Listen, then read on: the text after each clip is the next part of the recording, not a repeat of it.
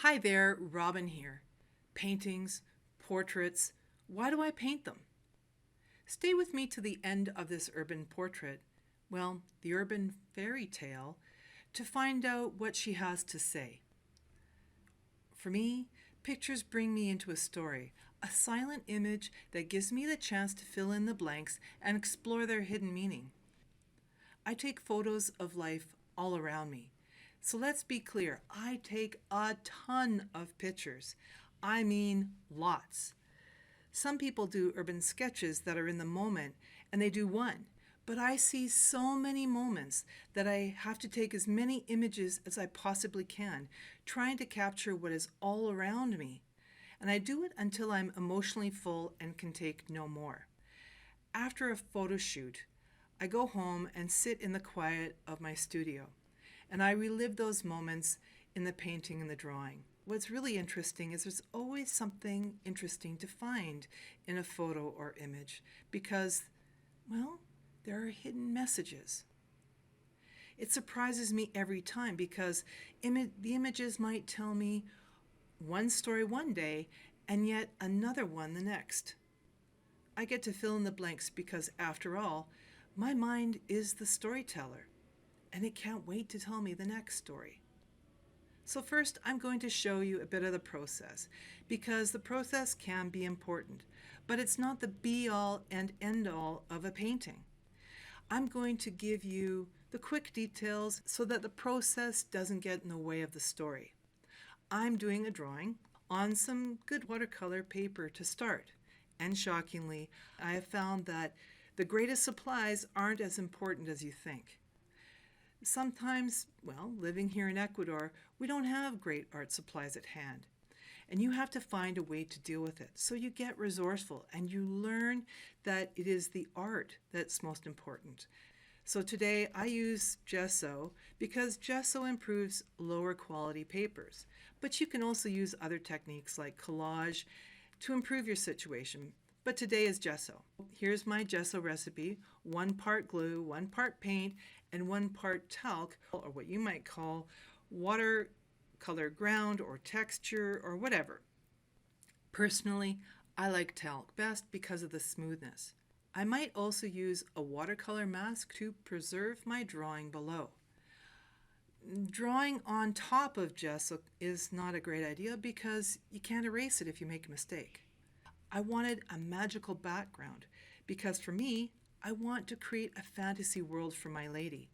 I want to go into a magical world on wings that I think she has. And then I start her portrait. I'm going to use Winsor and Newton watercolor markers and Letraset or aqua markers. I use white gouache, and for finishing, Rotring black ink. I went into the practical part of my mind that deals with the success of the outcome, shapes and contrasts and complements and layouts and preparations and all that stuff. So now you know the meat and bones of the painting. Remember, it's not only the technical skill to a painting that makes a painting more meaningful or important. I want to go into the why of making this painting, and for me, that is the message. This woman, in this given moment, has something to tell me, something I need to hear right now.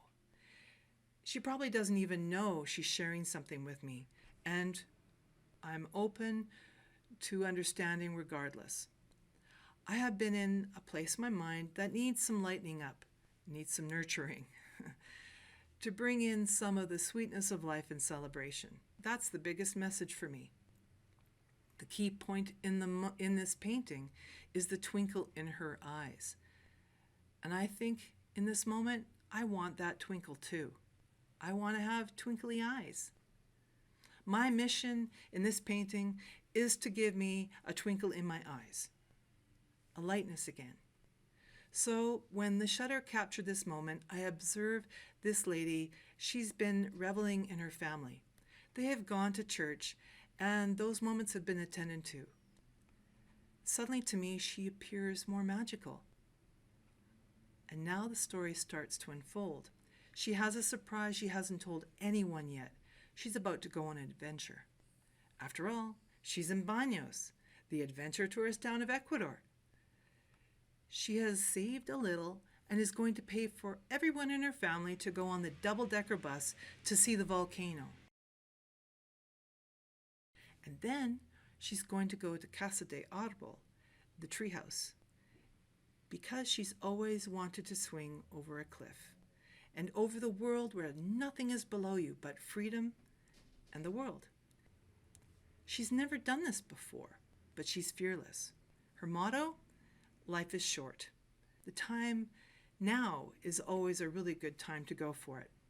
What can I say? She's a pistol. She's loving the moment and now is less fearful of the ends and the beginnings. Heaven is here right now.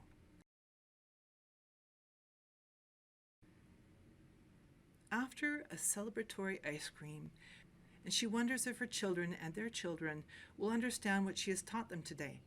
To me, her mission was clear. Live in celebration and gratitude.